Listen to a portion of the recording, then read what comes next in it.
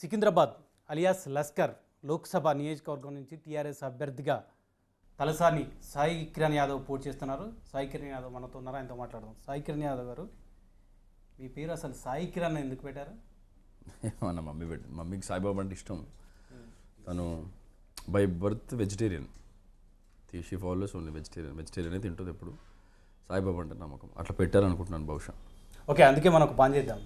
ఇంటర్వ్యూకి స్టార్టింగ్ ముందు సాయిబాబా మీద ప్రమాణం చేసి ఈ ఇంటర్వ్యూలో చెప్పిన అంశాలతో ఇస్తున్న హామీలు కానీ నెరవేరుస్తారని ఒక అష్యూరెన్స్ పబ్లిక్ ఇద్దామన్నా. వెంకటేశ్వర స్వామి పైన ఉట్టేసిస్తాను, నేను నమ్ముతాను కాబట్టి. ఓకే, వెంకటేశ్వర స్వామి మీద ప్రమాణం చేసి, వెంకటేశ్వర స్వామి పైన నేను అతిగా నమ్మే వెంకటేశ్వర స్వామి పైన ప్రమాణం చేసి 100% నన్ను పార్లమెంటరీని ఎన్నుకుంటే, నన్ను ఎన్నుకున్న ప్రజలకు కానీ, నన్ను నిలబెట్టిన పార్టీకి కానీ, నన్ను నడిపించే మా నాన్నగారికి కానీ అందరికీ మంచి పేరు వచ్చేలాగే నా శక్తికి మించి పనిచేసి మీ అందరి అభివృద్ధికి, మీ అందరి ఇష్టానుసారమే పనిచేస్తానని దైవ ప్రమాణంగా ప్రమాణం చేస్తాను. ఇంటర్వ్యూలో చెప్పే అంశాలు కూడా అన్ని నిజాలే చెప్తానా? 100% చెప్తాను. దానికి అంత కూర్చోడగాల్సిన అవసరం లేదన్న, దానికి 100% నిజాలే చెప్తాను. ఓకే, తలసాని సాయి కిరణ్ యాదవ్కు తలసాని శ్రీనివాస్ యాదవ్ అన్న ఒక ముద్ర తప్ప అడిషనల్ క్వాలిఫికేషన్ ఏముంది? అడిషనల్ క్వాలిఫికేషన్ ఏముందంటే, తలసాని శ్రీనివాస్ యాదవ్ కాకుండా నేను ఎంబీఏ చేసినాను. తలసాని శ్రీనివాస్ యాదవ్ గారు మంత్రి పదవి అనుభవించారు, నేను అనుభవించలేదు. నేను వ్యక్తిగతంగా టీఆర్ఎస్ పార్టీ ఎంపీ క్యాండిడేట్, వ్యక్తిగతంగా as a individual I'm a TRS MP candidate. ఇప్పుడు నాకు అవకాశం వస్తే నాకు ఐడెంటిటీ, ఒక ఇండివిజువాలిటీ, ఎట్లా ముందుకెళ్ళాలి, ఎట్లా డెవలప్మెంట్లో సహకరించాలి పార్టీ పెద్దలకి, ఎవరైతే ప్రణాళికలు వేసుకొని కూర్చున్నారో అట్లా ఐడెంటిటీ బిల్డ్ అవుతుంది. ఒక కార్పొరేటర్ కూడా కానీ సాయి కిరణ్ యాదవ్ హఠాత్తుగా ఎంపీ అయ్యాడు. కేవలం తలసాని శ్రీనివాస్ యాదవ్ మంత్రిగా ఉండడం, సుదీర్ఘకాలం రాజకీయాల్లో ఉండడమే కారణమా, ఇంకా మీ వ్యక్తిగత ప్రమేయం అని ఉందా? ఐఏఎస్ ఎగ్జామ్ రాస్తే ఐఏఎస్ అవుతాడన్నా. అరే నువ్వు పోలీసులో ఐపీఎస్ అవుతాడు, ఐఏఎస్ అవుతాడు. అరే నువ్వు కానిస్టేబుల్ కాలేవు, ఐపీఎస్ ఎట్లయినా నువ్వు అడగలేవన్నా. వాస్తవానికి ఏముంటుందంటే అన్న, నీ పొటెన్షియల్ ఎంతమందికి సర్వ్ చేసేదన్న రాడర్, ఒక రీజనల్ జియోగ్రఫికల్గా ఎంతమందికి సర్వ్ చేయగలుగుతావు, వాట్ ఈజ్ యువర్ యాక్సెస్, నీ యాక్సెస్ ఎంత దూరం ఉంది, ఏంది. ఫ్యామిలీలో ఆల్రెడీ ఎగ్జిస్టింగ్ మినిస్టర్గా ఉన్నారు, రాజకీయాలు 30 సంవత్సరాలు ఉన్నారు, నీకు ఎంతమందితో పరిచయాలు ఉన్నాయి, ఎంతమందిని రిప్రజెంట్ చేయగలుగుతావు. ఒక వాయిస్ ఎవరైనా లేపితే, 1,00,000 మంది వాయిస్ లేపితే నువ్వు చేయగలుగుతావా? ఐపీఎస్ రాసిన వాళ్ళు ఐపీఎస్ అవుతారన్న, ఇట్ ఈస్ అన్ మెరిట్ పైన జరుగుతుంది 100%. సో దానికి నువ్వు కానిస్టేబుల్ కాకుండా ఐపీఎస్ ఎట్లయినా అని అడగలేరు దానికి. అంటే దీనికి కేవలం వారసత్వం వారసత్వం కూడా ఉంటుందన్న. ఎందుకంటే లైఫ్లో అన్నీ నువ్వైనా నేనైనా నేర్చుకునేది ఇంట్లోనే. ఎవరైనా సరే ప్రపంచంలో నేర్చుకునేది ఇంట్లోనే. ఒక పొలిటీషియన్ కొడుకు ఏం కనిపిస్తుంది, ప్రజలు సమస్యలు కనిపిస్తుంది. So it is justified. ఎవరిని స్ఫూర్తిగా తీసుకొని మీరు రాజకీయాలకు వచ్చారు? కేవలం తలసాని శ్రీనివాస్ యాదవ్ని తీసుకొని వచ్చారా, లేదా ఇప్పుడు యంగ్ అండ్ డైనమిక్ లీడర్గా కేటీఆర్ చాలా మంది స్ఫూర్తిగా తీసుకుంటారు? ఇద్దరిలో ఎవరిది చెప్తారు మీరు? ఇద్దరు చెప్తాను నేను. ఎందుకంటే ఏబిసిడి నేర్చుకుంది డాడీ దగ్గరనే. రాజకీయము డైనమిక్గా ముందుకు ఎలా వెళ్ళాలి, విజన్ పెట్టుకొని ఎజెండా పెట్టుకొని ఎట్లా పని చేయాలి, సరితూలం వర్కింగ్ ప్రెసిడెంట్గా, పార్టీలో మంత్రిగా, గవర్నమెంట్లో మంత్రిగా, అందులో కూడా మున్సిపల్ మినిస్ట్రీ ఉంటుంది, ఐటీ ఉంది కదా, తను చేసినవే కదా. ఈ రెండు బ్యాలెన్స్ చేసేవి ఇన్స్పిరేషన్. తను రాజకీయ ఏబిసిడి తండ్రి ఇన్స్పిరేషను, డైనమిక్గా ముందుకు వెళ్ళాలి, లీడ్ వెళ్ళాలనేది రామన్. తలసాని శ్రీనివాస్ యాదవ్ గారు చేసే అన్నిటికీ స్ఫూర్తి సాయి కిరణ్ తీసుకున్నాడు. తలసాని శ్రీనివాస్ యాదవ్ గారు చేసే అన్నిటికీ నేను స్ఫూర్తి తీసుకున్నాను. అయితే రాజకీయాల్లో విశ్వసనీయత గురించి మీరు తరచూ మాట్లాడతాను. విశ్వసనీయత విషయానికి వస్తే తలసాని శ్రీనివాస్ యాదవ్ తెలుగుదేశం పార్టీ నుంచి టీఆర్ఎస్లో జరుగుతుంది. తెలుగుదేశం పార్టీలో ఉండగా కేసీఆర్ను ప్రధానంగా తెలంగాణ ఉద్యమాన్ని క్రిటిసైజ్ చేశారని చాలా సోషల్ మీడియాలో చాలా వరకు ప్రచారం చేస్తున్నారు. 30 సంవత్సరాల రాజకీయ జీవితంలో 30 సంవత్సరాలు ఉన్నప్పుడు, నాకన్నా 32 ఉంది ఇప్పుడు, తన 30 years ఉన్నప్పుడు అప్పుడు కంబైన్డ్ ఆంధ్రప్రదేశ్కి మంత్రిగా పనిచేశారు. ఒక అనుచరుల వర్గం, ఒక బంధువర్గం సరి సమానంగా పెరిగిన నాయకుడు శ్రీనివాస్ యాదవ్. ఇప్పుడు ప్రతిసారి స్టూడెంట్ స్కూల్లోకి వెళ్ళిపోవడం అంటే స్టూడెంట్ తప్పే ఉండదన్న, టీచర్ తప్పు ఉంటుంది చాలాసార్లు. అటువంటి ఒక పరిస్థితిలో టీచర్ తప్పు వల్ల నా తోటి స్టూడెంట్స్ అందరూ పాడైపోతున్నారు అని చెప్పి ఇంకొక మంచి టీచర్ దగ్గరికి వచ్చినారు. అది ఒరిజినల్గా జరిగింది. అది కూడా పాతదైనప్పటికీ చెప్పాలి కదా అని చెప్పినాను. 2018లో టీఆర్ఎస్ బీఫామ్ తీసుకొని గెలిచినాడు. Loyalty which is better side, choosing లైఫ్లో డెమోక్రసీలో ప్రతి రైట్ అందరికీ ఉంది. ఒక పబ్లిక్ ఓటర్గా మనకు ఉంటుంది, నువ్వు ఎవరికి వేయాలని, నేను ఎటువైపు నడవాలనేది మన నడవక మన ఇష్టం పైన ఉంటుంది. సొసైటీకి బెనిఫిట్ అయ్యే విధంగా నడవాలంటే టీఆర్ఎస్ పార్టీలో తిరగాలి. తెలంగాణ ఉద్యమం అప్పుడు ఏమైంది, క్రిటిసైజ్ చేశారు అంటున్నారు కదన్న. నాన్నగారే కాదు, చాలామంది నాయకులు నమ్మలేరు 24 గంటలు కరెంట్ వస్తుందంటే ఎవరు నమ్మినారు? ఎవ్వరూ నమ్మలేదు. తెలంగాణ వస్తుందని ఎవరు నమ్మలేదు. 2 ఎంపీలతోనే తెలంగాణ తెచ్చే మొనగాడు కేసీఆర్ అని ఎవరు నమ్మలేదు. ఇంటికి నీళ్ళు వస్తాయని ఎవరు నమ్మలేదు. రాష్ట్రం అంతా ఇంటింటికి నీళ్ళు వస్తాయని ఎవరు నమ్మలేదు. అదే పాత నాయకులు మనని అన్నారు కదా, తెలంగాణ బైఫర్కేషన్ అయిపోతే ఇట్లా మీకు కరెంట్ పోతుంది. ఇవన్నీ రకరకాల ఊహాగానాల మధ్య అరే నిజమేమో మనం అన్యాయం అయిపోతామేమో అని ఒక బాధ తప్ప ఇంకేం లేదన్న దానికి. రాజకీయాల్లో అవసరాన్ని బట్టి మాట్లాడాలి అంతే. సిచ్యువేషన్ బట్టి రాజకీయాలు ప్రజా జీవితం అని కాదన్న, సిచ్యువేషన్ బట్టి ఏది మంచిది ఏది చెడు. ఈ డిసిషన్ తీసుకుంటే నా ఒక్కోనికి మంచిదంటే శ్రీనివాస్ యాదవ్ ప్రపంచంలో ఎప్పుడు ఆ డిసిషనే తీసుకుంటున్నా. నేను తీసుకున్న డిసిషన్ 2 లక్షల మందికి వెళ్ళిపోతుంది అనుకున్నా, తప్పైనా ముందు నిలబడతాడు. అది ఆయన క్యారెక్టర్. అప్పుడు మనం తీసుకునే డిసిషన్ సొసైటీకి సంబంధించిందే ఉండాలి. వ్యక్తిగతంగా మనకు లాభం జరుగుతుందా అని ఆలోచించాలి. వ్యక్తిగతంగా ఏమవుతుంది అనేది అసలు ఆలోచించడం అంటున్నా. శ్రీనివాస్ యాదవ్కి వ్యక్తిగతంగా బెనిఫిట్ అవుతుందంటే ఆ స్టెప్ తీసుకోవడం. 1,00,000 మందికి వెళ్ళిపోతుంటేనే తీసుకుంటాడు. పార్టీ విధేయత మారడం అంటే లాయలిటీ షిఫ్టింగ్ ఆల్సో. 2 లక్షల మంది 3 లక్షల మంది 4 లక్షల మంది ఎంతమంది అయినప్పటికీ సిటీలో తన అనుచర వర్గం వీళ్ళందరూ బాగుపడాలి, ఇంకా సర్వీస్ చేయాలి అనే ఒకటే దృక్పథం. దాంట్లో తనకు పర్సనల్గా నీకేమైనా ఇస్తుందా అంటే పోయే వ్యక్తి కాదు. మీరు చెప్తున్నారు చంద్రబాబు నాయుడు దగ్గర పనిచేసినప్పుడు ఒక మంచి టీచర్ దగ్గర శ్రీనివాస్ యాదవ్ పనిచేయలేదు, అంతే కదా మీరు అనేది? మంచి టీచరు కింద పనిచేయలేదన్న. ఇంకోటన్నా, నేను 32 సంవత్సరాల యువకునిగా ఒక యాదవ్ కమ్యూనిటీ బీసీ వర్గానికి చెందిన నాకు ముఖ్యమంత్రి గారు అవకాశం ఇచ్చినందుకు నా ఒరిజినల్ ఎజెండా పాజిటివ్ ఎజెండా పోతున్నాను. ఈ ట్రెడిషనల్ పాలిటిక్స్ మీరు అటు సైడ్ మాట్లాడాల్సింది. మా దగ్గర నా పార్టీలో ఒక ముఖ్యమంత్రి ఉన్నాడు, మంత్రులు ఉన్నారు, నా సిటీలో నా పార్లమెంట్లో 6 ఎమ్మెల్యేలు ఉన్నారు, ఒక ఎంఎంతో సహా 50 కార్పొరేటర్లు ఉన్నారు. దయచేసి మీరు వాళ్ళని కౌంటర్ చేసుకుంటే నేను ఈ సిటీకి ఏం చేయగలుగుతాను, దేనికోసం రాజకీయానికి వచ్చినాను అనేది ఎజెండా. తలసాని యాదవ్కు వెనుక రాజకీయాలు, సాయి కిరణ్కు ముందు రాజకీయాలు చూస్తే బెటర్ అంటారా? మీ కళ్ళ ముందు పెరిగే యువకునిగా నాకు ఏదైనా తప్పు దొల్లుతాయి, ఏదైనా చెప్తే కాదు నీ డైరెక్షన్ ఇది, పాత వాళ్ళందరూ ఇది చేసినారు, వ్యక్తిగత విమర్శలు చేసుకున్నారు, చేయొద్దు, పొలిటిక్స్కి రెస్పెక్ట్ రావాలి, యంగ్స్టర్ వచ్చినావు కదా రెస్పెక్ట్ రావాలని మీ డైరెక్షన్ చేయడం, మీ సజెషన్ చేయడం. నా వల్ల ఒరిజినల్గా ఒక పార్లమెంటేరియన్ అంటే రెస్పెక్ట్ఫుల్ జాబ్.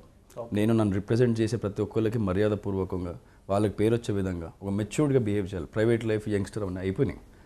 సో ఆ డైరెక్షన్స్లో మీరు నన్ను తీసుకుపోవాలని, ఒకవేళ నేను ఎప్పుడైనా తప్పులు చేస్తే కూడా మీరు దానికి ఏమైనా మందలించినా 2 దొర్లినా కూడా 100% రిపీట్ కాకుండా చూసుకుని మెచ్యూరిటీ లెవెల్ పెంచుకుందాం అనే ఉద్దేశంలో నేనున్నాను. ఆస్ట్రేలియాలో ఎంబీఏ చేసిన సాయి కిరణ్ హఠాత్తుగా ఇక్కడికి వచ్చింది కేవలం రాజకీయాల్లో తండ్రి వారసత్వాన్ని కొనుక్కుపుచ్చుకొని ఇప్పుడు ఎంపీగా పూర్తి చేయబోతున్నారు. సికింద్రాబాద్కు సంబంధించి మీకున్న విజన్ ఏంటి? హఠాత్తుగా కాదన్న, నేను 2011లో వచ్చేసినాను. మా నాన్న 30కి మంత్రి అయిపోయాడు కదన్న, ఇంట్లో ఎన్సైక్లోపీడియా తిరుగుతుంటే నేను ఇంకా లేట్ అయినా. నేను ఇంకా అంటే నేను ఎందుకు లేట్ అయినా చెప్తాను. ఫైనాన్షియల్ స్టెబిలిటీ నాన్నగారికి తొందరగా వచ్చింది. అప్పట్లో ఇంత కాంపిటీషన్ లేదు, ఇప్పుడేమో కాంపిటేటివ్ వరల్డ్ కదా. నాకు ఫైనాన్షియల్ స్థిరత వస్తే, ఫైనాన్షియల్ స్టెబిలిటీ వస్తే ఎన్నికల ఖర్చు పెట్టుకోవడానికా లేదా కాదన్న వ్యక్తిగతంగా ఫైనాన్స్ చెప్తాను. అదే ఎప్పుడు ఇవే మాటలు నడుస్తుంటాయి కాబట్టి చెప్తున్నాను. ఏమవుతుందో నీకు ఫైనాన్షియల్ స్టెబిలిటీ వస్తే నీ లైఫ్లో కొంచెం కమాండ్ ఉంటుంది నీ పైన, ప్లస్ నీకు కొంచెం డైనమిజం వస్తుంది, లేదా కాన్ఫిడెంట్గా ఉండగలుగుతాను. ఏదైనా తప్పులు దొరికినా కూడా you can rectify your self, because ఫిజికల్గా ఫైనాన్షియల్ స్ట్రెస్ లేదు కాబట్టి నీకు. అది అందరికీ అవసరం ప్రపంచంలో. అది వచ్చిన తర్వాత ఏదైనా సాధించాలి అనే తపన ఉంటుంది, నాకే కాదు, యాజ్ అన్ ఎవ్రీబడి. ఎవరికైనా వాళ్ళ ఎమ్యూనిటీస్ మొత్తం క్లియర్ అయిపోతే 100% ముందు పోతారు. నాకు ఆ ఉద్దేశం ఉండింది, దానికోసమే వచ్చినాను. నేను సికింద్రాబాద్ పార్లమెంటేరియన్గా ఎన్నుకోబడితే ప్రజలు ఆ వైపుగానే ఉన్నారు కాబట్టి నాకు 2 మేనిఫెస్టోలు ఉన్నాయి. ఒకటేమో మా party manifesto, Hyderabad special manifesto, plus నా పర్సనల్ మేనిఫెస్టో. పార్టీ మేనిఫెస్టో ఏంటంటే రెగ్యులర్గా చెప్తున్నాను, అందరూ వ్యూవర్స్ కూడా చూస్తున్నారు కాబట్టి షార్ట్గా చెప్తాను. నేను షార్ట్గా చెప్తున్నాను, రెగ్యులర్గా చెప్తున్నాను, అందరూ ఫీల్ అవుతున్నారు. మా మమ్మీ కూడా నాది రెగ్యులర్గా అదే చెప్తున్నాను. రిపీటెడ్గా నీకు మాకు సీఎం గారు చేసిన స్కీమ్స్ ఎట్లా ఉంటాయంటన్నా, ఎప్పుడు ఇంటర్వ్యూ అయినా, ఎప్పుడు పబ్లిక్ మీటింగ్లో మాట్లాడి కారు ఎక్కినా, బయటికి పోయినా అరే ఆ స్కీమ్ మర్చిపోయినాం కదా అనే ఒక ఉద్దేశంలో ఉండే. ఇక్కడ ఏంటంటన్నా 2 పార్టీలు ఉన్నాయి, 72 సంవత్సరాలు రన్ చేసిన పార్టీలు. ఒకటేమో గరీబీ హటావ్, ఒకటేమో పదరాలాక్ పార్టీ. ఈ 2 తెలంగాణ రాష్ట్రంలో సాధించారు ఆల్రెడీ మా ముఖ్యమంత్రి గారు. ఎట్లా సాధించినారు? గరీబీ హటావ్కి ఏం చేయాలి? గరీబీ హటావ్కి పుట్టగానే 13,000 ఆడబిడ్డకి ఇచ్చి వాళ్ళకి కేసీఆర్ కిట్ ఇవ్వడం, కొంచెం పెరగగానే గురుకుల పాఠశాలలో జాయిన్ చేసి KG to PG ఫ్రీ ఉచిత విద్య ఇవ్వడం, వాళ్ళే కొంచెం పెరగగానే ఓవర్సీస్లో చదువుకోవాలనుకుంటే ఒక 20 లక్షల రూపాయలతో వాళ్ళని బయటికి పంపించే పథకం. వాళ్ళు ఇంకా కొంచెం పెళ్ళి ఈడికి వస్తే కళ్యాణ లక్ష్మి అనే పథకం పెట్టి వాళ్ళకి ఇంట్లో తండ్రి స్థానం తీసుకొని ₹1,00,000 ఇవ్వడం. అట్లా ఇంకా కొంచెం ముందుకు వెళ్తేనే వాళ్ళ ఫ్యామిలీ సపోర్ట్ ఏ కులస్తులైనప్పటికీ వాళ్ళకి ఆర్థిక సహాయాలు ప్లస్ ఇప్పుడు రైతులు అనుకోండి రైతు బంధు, గొర్రెల యాదవ్స్ అనుకోండి గొల్ల కుర్మలు అనుకోండి ఈ షీప్ డిస్ట్రిబ్యూషన్ స్కీమ్, ముదిరాజులు గంగపుత్రులు అనుకోండి ఫిష్, ఇలా అందరినీ ఇన్వెస్ట్మెంట్ ఇస్తూ వాళ్ళకి సొంత కొడుకులాగే కంటి వెలుగు ప్రోగ్రాం పెట్టి, అంటే మనకు మోమాటం కళ్ళు కనపడట్లేదు అనేది మోమాటం మనకు చెప్పడానికి, కాబట్టి ఫ్రీగా చేపిస్తే అందరు చేస్తారని కాటికి కాలు చాపినా సరే తెలంగాణ మీకోసం సీఎం రిలీఫ్ ఫండ్ వాళ్ళు బిల్లులు కట్టడం. ఇది గరీబీ హటాయించడం అంటే ఇదన్న 15 लाख రూపాయకి ఏంది 15 लाख పుట్టగానే 13,000, తర్వాత ఎడ్యుకేషన్ కోసం 1 लाख ఎక్స్పెండిచర్, తర్వాత కళ్యాణ లక్ష్మికి ₹1,00,000 ఎక్స్పెండిచర్, ఇట్లా ఒక డిస్ట్రిబ్యూటెడ్ స్కీమ్ కింద 15 लाख. రెండు పార్టీలు చెప్పిన మాటలు మా తెలంగాణ ముఖ్యమంత్రి చేసినారు. మోస్ట్ డైనమిక్ ముఖ్యమంత్రి మిషన్ భగీరథతో స్టార్ట్ చేసుకుంటే చేసినారు కాబట్టే టీఆర్ఎస్ పార్టీకి ఓటేయండి, సెంటర్లో కూడా మనమే పవర్ వస్తామని చెప్తున్నాం. నా ఎజెండా సిటీ ఎజెండా ఏముంటుందంటాను, ఏ సిటీకైనా ప్రపంచంలో ఏ సిటీకైనా హైదరాబాద్కు ఉన్నంత బ్యూటీ, హైదరాబాద్కు ఉన్నంత బ్యూటీ లేదు.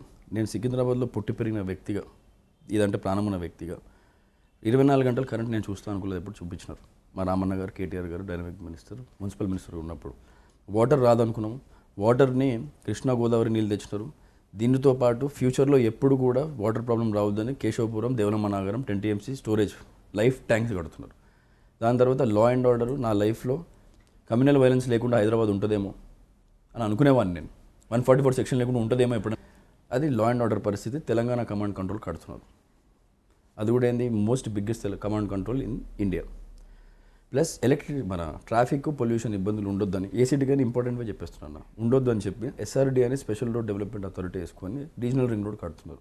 దానితో పాటు వరల్డ్ క్లాస్ ఇన్ఫ్రాస్ట్రక్చర్ కట్టాలని చెప్పి దాని చుట్టుపక్కల RRR చుట్టుపక్కల, రీజనల్ రింగ్ రోడ్ చుట్టుపక్కల ఒక హెల్త్, ఒక లా, ఒక స్పోర్ట్స్ సిటీ, ఒక ఫిలిం సిటీ, ఒక international research centre, utilities, restaurants, ఇవన్నీ ఫెసిలిటీస్ ఇచ్చి, ఎందుకంటే హైదరాబాద్కి మంచి వెదర్ ఉంటుంది, బెస్ట్ వెదర్, కోల్డ్ ఉంటుంది. ఇంకోటి డెక్కన్ ప్లాట్యూ, నీకు ఎప్పుడు భూకంపం రాదు, ఆ రైడర్లోకి రాదు. మనం మీకు చుట్టుపక్కల మొత్తం ఆర్మీ చాలా దూరం ఉంటుంది, మీకు ఆర్మీ కూడా సెక్యూరిటీ ఉంటుంది. ఏదైనా డేటా సేవింగే క్యాపిటల్ అవుతుంది అన్న, దేనికన్నా మన హైదరాబాద్కి అన్నీ ఉన్నాయి. ఈ విశ్వఖ్యాతి ప్రకృతి సిద్ధంగా ఏర్పడింది, పార్టీలు కాదు లేదు. ఇప్పుడు 14 TMC కెపాసిటీ ఎవరు తెచ్చినారు? కృష్ణా, గుంటూరు, గోదావరి వాటర్ మనం తెచ్చినాం. ఇండియాలో నీళ్ళు అయిపోయినా హైదరాబాద్ గురించి తీసుకోవాలి. ఎన్నికల్లో బీజేపీని టార్గెట్ చేస్తుంది, కాంగ్రెస్ని టార్గెట్ చేస్తుంది. వాళ్ళ మార్లు టీఆర్ఎస్ కూడా ఉపరాష్ట్రపతి అప్పుడు కానీ, డిమానిటైజేషన్ అప్పుడు కానీ, ఆ తర్వాత GST అప్పుడు కానీ టీఆర్ఎస్ అవుట్ రైట్ గా సపోర్ట్ చేసింది. బీజేపీని ఎందుకు తిడితే వ్యూహంలో భాగమని చెప్తున్నారు. ఇవన్నీ కూడా చేయకుండా రాష్ట్ర హక్కులు ఎందుకు సాధించుకోలేదు అనేది అడుగుతున్నారు.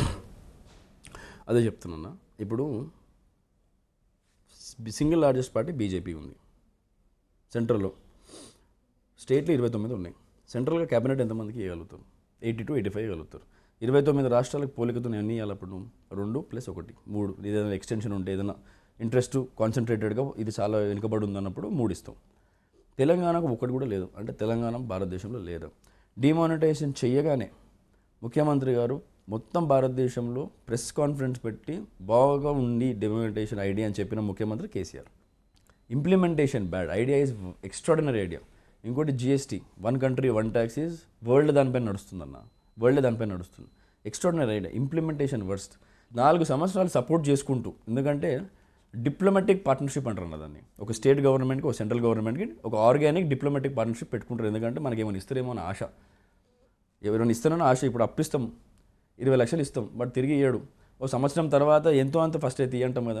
అదే విధంగా డిప్లొమాటిక్ రిలేషన్షిప్ ఉండింది, 100% ఉంటుంది, ఉండింది.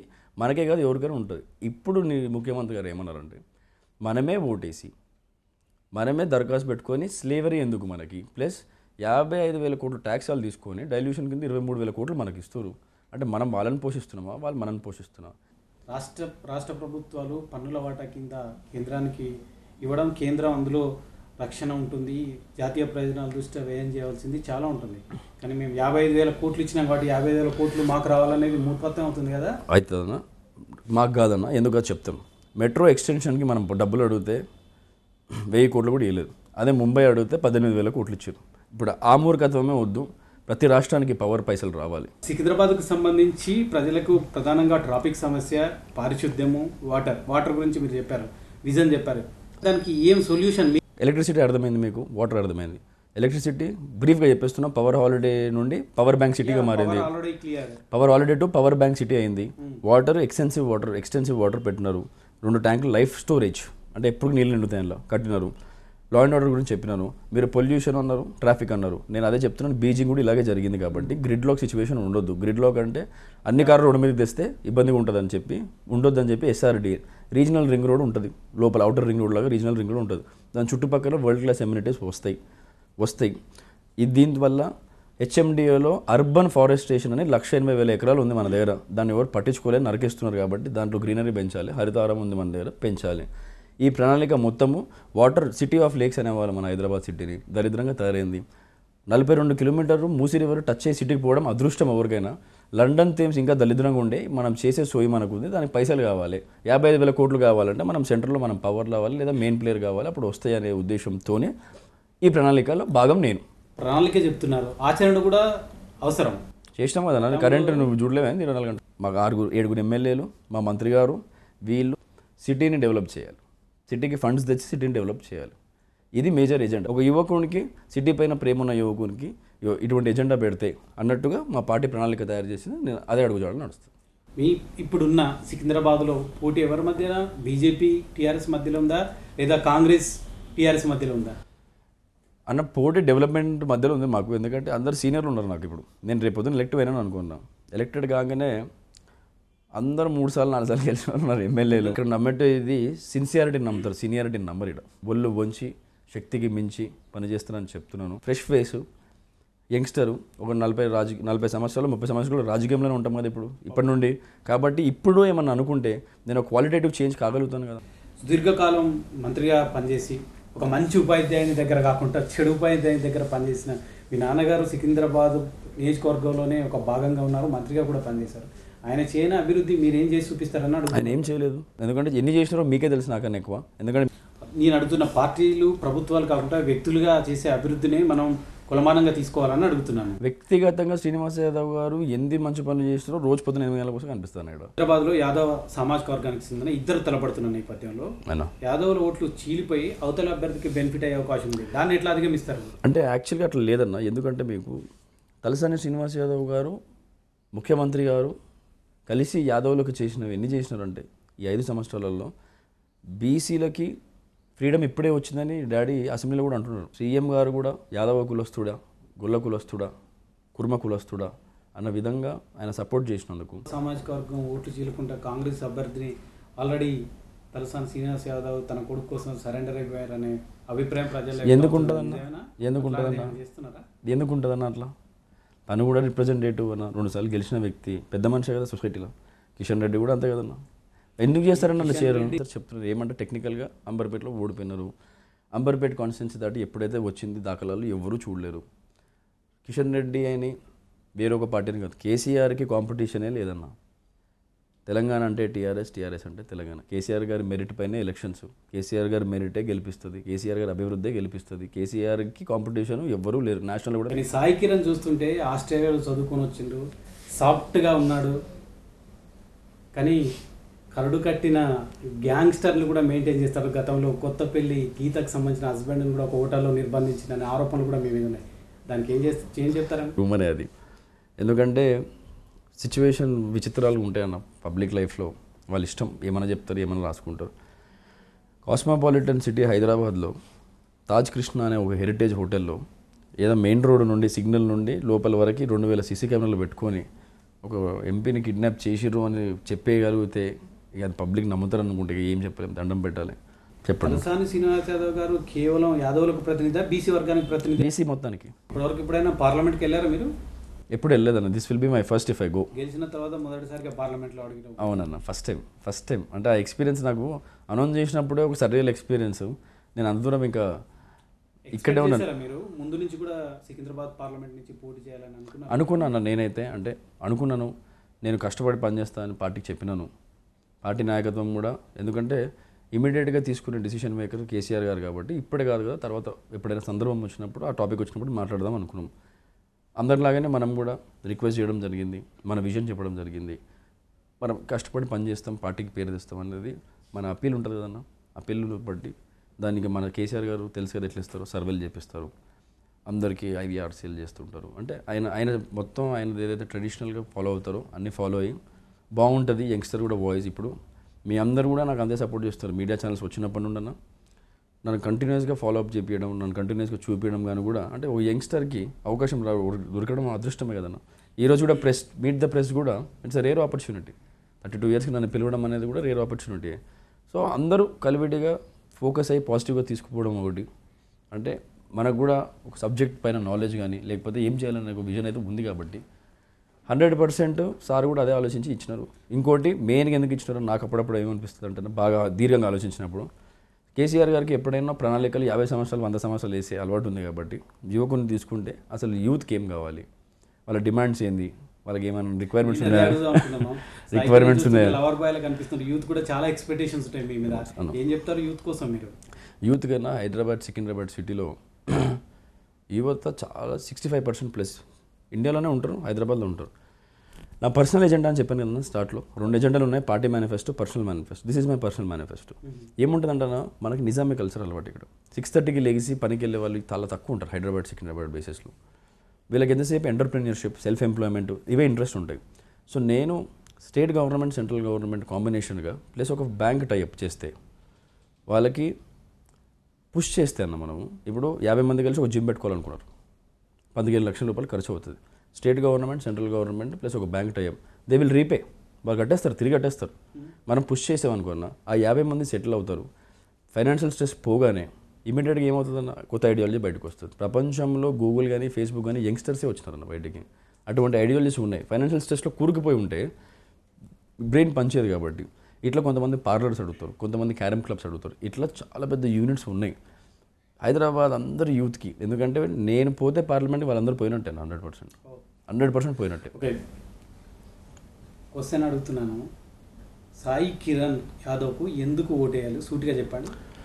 సాయి కిరణ్ యాదవ్కి కేసీఆర్ గారు మెరిట్ చూసి ఓటేయండి. ఎందుకంటే కేసీఆర్ చేసిన గొప్ప పనులు, కేసీఆర్ గారికి హైదరాబాద్ సిటీ పైన, సికింద్రాబాద్ సిటీ పైన, జంట నగరాలపైన కేటీ రామారావు అన్న గారికి, కేసీఆర్ గారికి ఉన్న ప్రణాళిక అద్భుతమైన వరల్డ్ క్లాస్ సిటీగా చేయాలని, దాంట్లో భాగంగా నేను కూడా భాగస్వామ్యం అయ్యి వాళ్ళకి ఇంకా కొంచెం సహాయపడి 100% కృషి మేర పనిచేస్తానని మీరందరూ మీ మధ్యలో పెట్టిన బిడ్డగా, మీకు తెలిసిన వ్యక్తిగా నాకు సపోర్ట్ చేస్తే సిటీని డెవలప్మెంట్ చేయడానికి, యూత్ని డెవలప్మెంట్ చేయడానికి 100% వేరే వెస్టర్న్ ఇంట్రెస్ట్ ఎట్లాగానో ఉండవు కాబట్టి ఈ చిన్న ఏజ్లో మీ కృషికై, మీ బెనిఫిట్కై, మీ సక్సెస్ కోసమని నేను పనిచేస్తాను. అందుకని ఓటేసి దీవించమని కోరుతున్నాను. మీకు చాలా భాషలు వచ్చని కూడా చెప్తున్నారు. ఓటు అడుగుతున్నారు, సికింద్రాబాద్ పబ్లిక్ని అడుగుతున్నారు, సికింద్రాబాద్ ఓటర్ని అడుగుతున్నారు. మీకు ఏ లాంగ్వేజ్లో వచ్చు మామూలుగా? మాట్లాడతాను, కొన్ని లాంగ్వేజెస్ అన్నీ మాట్లాడతాం. తెలుగు, ఇంగ్లీష్, ఉర్దూ మాట్లాడతాం. ఒకసారి మీకు వచ్చిన లాంగ్వేజ్లో సికింద్రాబాద్ అడుగుతాను లాస్ట్కి. అప్పీల్ చేయండి. క్యాపిటల్ విషయంలో టీఆర్ఎస్ ఏం డిమాండ్ చేస్తుంది? ఏం డిమాండ్ చేస్తలేదన్న, ఎలిజిబిలిటీ ఉందని చెప్తున్నా, అంతే. గుర్తు చేస్తున్నా, మేము కూడా ఉన్నాం, గుర్తుపెట్టుకోర్రి అని గుర్తు చేస్తున్నా. ఓకే, కంగ్రాట్స్ సాయి కిరణ్ గారు, మీరు గెలవాలని కోరుకుంటున్నాను. థ్యాంక్ యూ అన్న. చూశారు కదా సాయి కిరణ్ ఆశయాలు ఇవన్నీ నెరవేర్చడానికి సికింద్రాబాద్ ఓటర్లు అవకాశం ఇస్తారా లేదా అనేది మే 23న